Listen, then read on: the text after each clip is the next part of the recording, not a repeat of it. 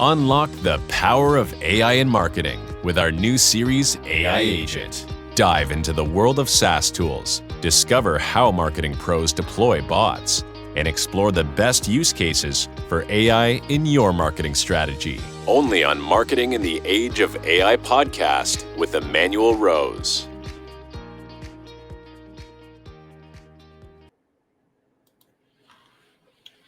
Welcome to this episode of Marketing in the Age of AI.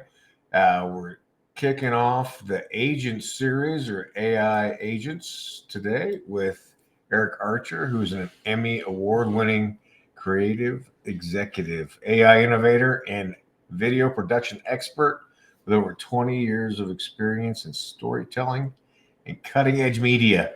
As the founder of CGA Creative and creator of SmartyPants, an AI-powered ecosystem, Erich combines his expertise in generative AI with a passion for crafting bold, original content that drives engagement and innovation.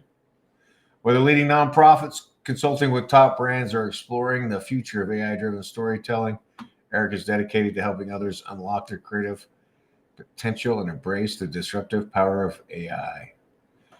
Welcome to the show, Erich. Thank you very much. I'm excited to be here and chat with you. Yeah, I appreciate you taking some time today to have a conversation, and I'm really excited to hear about what the SmartyPants ecosystem is and how that's going to change business. Sure. Well, I'm happy to jump right in. SmartyPants is it sounds fancier and even looks fancier than it is. SmartyPants doesn't sound very fancy. That was on purpose. But it's to call it an ecosystem of custom GPTs, well, what the hell is that? Custom GPTs are just little wrappers on ChatGPT. They're just little things that I started to use early on to sort of bottle up prompts and not have to remember them and go looking for them. If it was something I was going to do regularly, a prompt I was going to use regularly. Sure. I found that just making a custom GPT with that, and it, essentially would just make it a tool that I could go back to. And so just for clarity's sake, custom GPT, how is that different than just having a conversation for a long time in a single chat thread? Well, so you can have a long conversation with these custom GPTs, and basically it's like when you're prompting chat GPT, you're saying things, like you're assigning it a role. You're saying, you're going to be my marketing consultant. Well, we talk about this idea, and then you're giving it a task, maybe like, help me think about this marketing plan.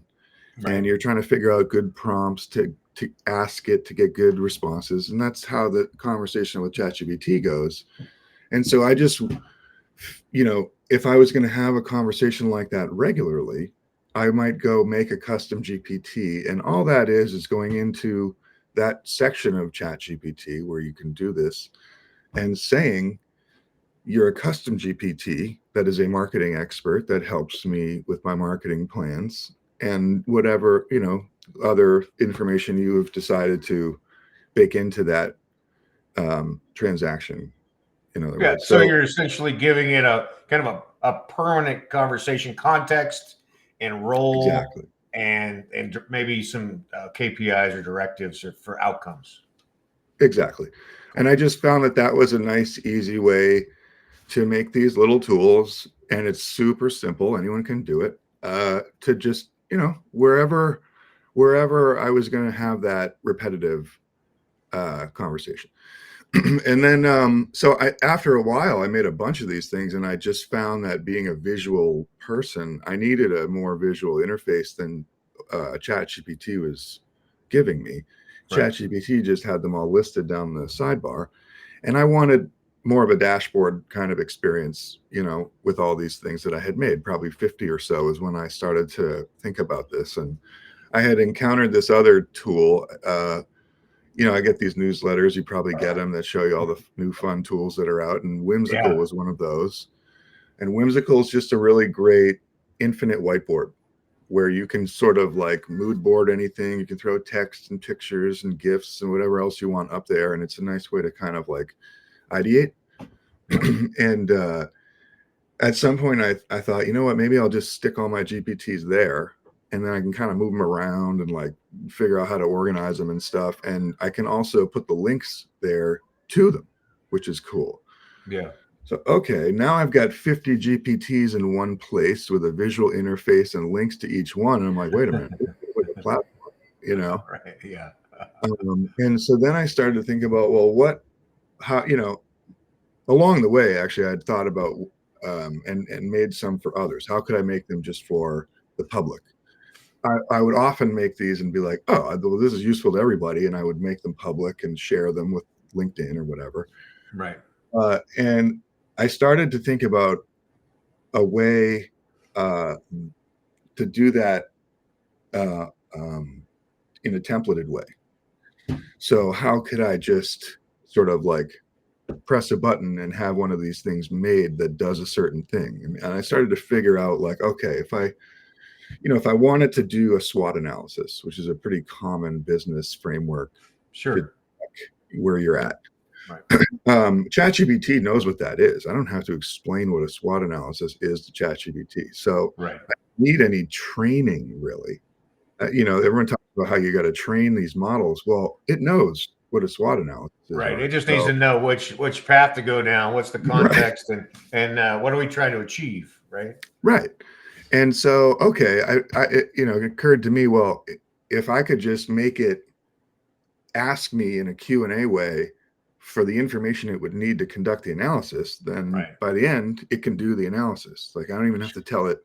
I just have to say, make a SWOT analysis. So I figured that out and then did that times 150 frameworks, basically. Nice. And made these all available for people for free.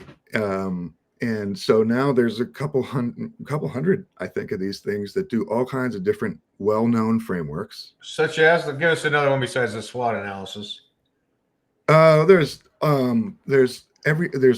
categories now. There's communication ones, analysis ones, research ones, all kinds of different things that are very sort of fundamental exercises, mental models, frameworks you might go through in that category. So you might need to do a gap analysis, or you might need to do a pestle analysis, or you might need a content strategy, or like all kinds of different things that you can see in there. But it becomes very easy to put all that into ChatGPT and be like, where could this go next? And think of the next 10,000 of these things. And so now I'm starting to collaborate with others.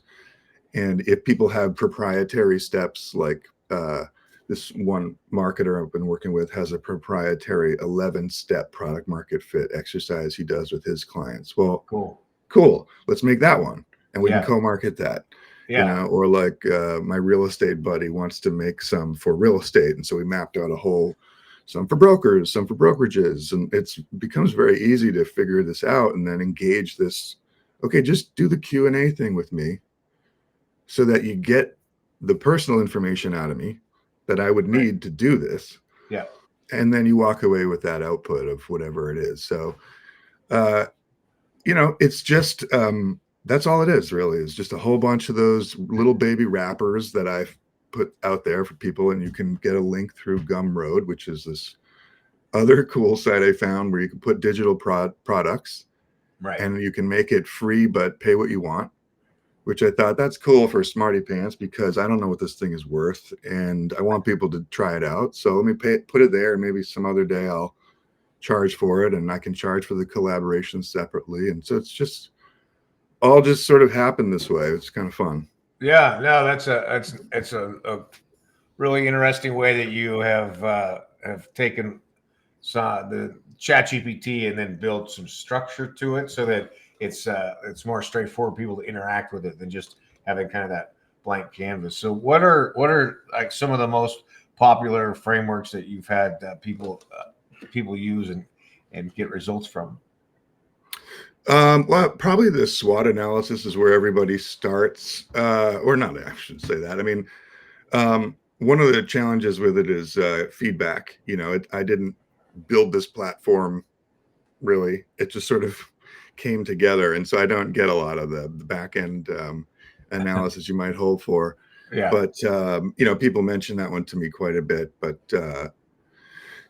yeah, I mean, I put some recipes out there, I call them, what are just sort of like combinations of these things for common roles. Like if you were trying to make a name for yourself at a large corporation, which ones might you want to use first? Which half a dozen of them might apply to you? Or if you have a startup, which 4 or 5 would you want to try out? So I'm trying to tee these up for people, contextually. Right. But yeah, the back end feedback is sort of like only as people decide to send it to me. Yeah, I get you. We're gonna, I guess, have to build a framework for the feedback. Yeah. The final question will be: send your comments to Eric. Yeah, please do.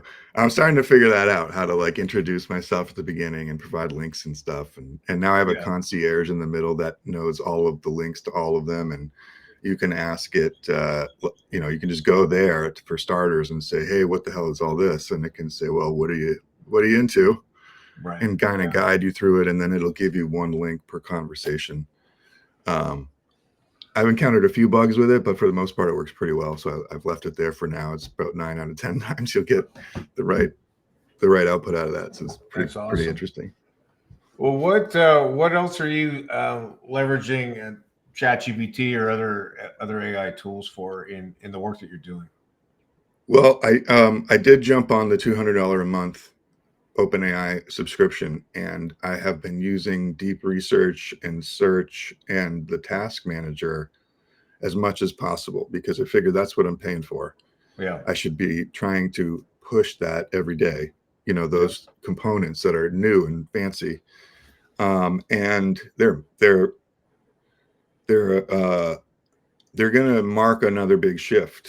I feel it's pretty interesting. Operator is so I got Operator, I've got Sora, I've got deep research, like search with the pro mode. I mean, it's such an insanely powerful set of tools. And I realized that task manager, so I can go into a conversation with ChatGPT and be like, this is my industry, and I want to know all the today's news from my industry, these kinds of sources. I like these kinds of insights. Really refine, what you're into with ChatGPT. And then you can say, hey, task manager, can you just do this search for me every morning and then email it to me? Like, holy shit. Excuse my language, but I just made myself the most personalized newsletter in seconds, and I can do that all day. Like, hey, send me the next one at 9:15 about every film festival that is accepting entries, or what. Like, that's a crazy thing to be able to I've been waiting for this ability to just converse with agents, right? Because I don't know how to code. It's like, I know it's coming. I know I'm going to be able to just be like, hey, go do this thing. And it feels like it's here now. And well, that's cool. Wild. So I love that the newsletter feature, right? Which is you no longer have to click around and figure out where you're going to go and grab information from. What other kind of tasks have you created like that for yourself? Well, using deep research, I'm just thinking about like, okay, maybe a step 2 to like going out and getting today's headlines with the search feature, which is different. Go get powerful search on today's information, right? Yeah. Maybe a step 2 is to take deep research and go give me a 7-minute deep research session on contextualizing today's news. Like, take today's news and just give me the deep research version of it. Like, beef it up like with everything around it. I would need to know to be a genius about these topics today. Right. Yeah. So like, just trying to think about, okay, how should I use a phenomenal research tool? Like, where in my workflows would that, like, it's just, that's all it is like this incredible research assistant now. Right. And so where do you need research? What do you're like, what are you researching? And then just, and then you can put that in steps. So rather than working in modular GPTs the way that I have been, now I think about it in steps. Like, okay, maybe I need a super prompt for search, followed by a super prompt for deep research, followed by a GPT that's going to take this today's news that is now radically contextualized, and maybe I make a GPT. Well, this is what I've done. I made a custom GPT that is a hybrid of my favorite analysts. Right. And I say, analyze this new information. Right. So now I've got today's news, hyper contextualized, analyzed by my favorite analysts, and given to me in this markdown format I can do whatever I want with. That's been emailed to you, right? I now have this insight engine that I can now take to my content engine, and I can make social media posts with this insightful stuff. I can make a blog, I can make videos, I can do whatever I want because I've got the best raw material you could want. Right. Yeah. That's pretty powerful.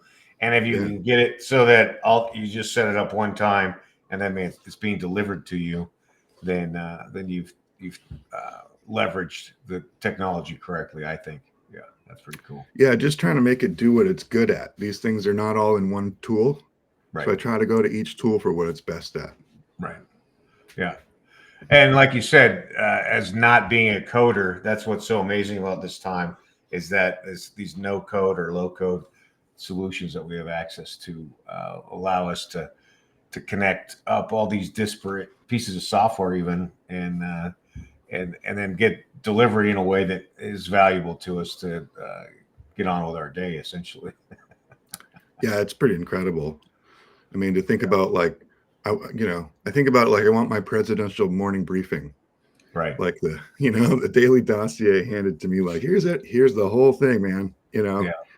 It's done for you. It's all today's greatest hits, I love it. Well, I love the work that you're doing with the custom GPTs and structuring these really fundamental activities. So that's really cool to see. How do people get access to these? What's the little link to get in there? You can find the link to all my AI stuff on my portfolio site. It's cgacreative.com. Cool. And there'll be a whole page about SmartyPants and a link to take you to Gumroad where you can get it for free and jump in there, and please let me know how it goes. Yeah. Well, I appreciate that. Erich. The best way to get you, we'll get that link put into the show notes. And I want to reach back out to you in 4 or 5 months and see how you've changed as the technology changes. So yeah, I'd love that. Love that. All right, good. I appreciate your time this morning, and hang on while we close out the show for me. Thanks for the opportunity. You bet. Well, there you go. Love it. I love what Erich's doing with customizing the GPTs, but then also creating these tasks so the agents are doing the work for him for these consistent flows of information. Could be around news of the day, could be around quarterly trends. So you set these up every quarter, you get industry information, and then build a GPT that says, take these trends that are coming in the next 6 to 9 months and build a product for me, build a service for me that will match my customer database that you've uploaded into that GPT. So it's a great solution that Erich's created, and I hope it start to trigger some ideas for you about how to task out repetitive activity and get high value from them. Thanks for joining. Thanks for listening to Marketing in the Age of AI. Be sure to subscribe wherever you heard this podcast so you never miss a future episode. Your copy of Authentic Marketing in the Age of AI is available at Amazon.com or EmanuelRose.com. You can also connect with Emanuel on LinkedIn. Thanks again for listening, and we'll see you next time.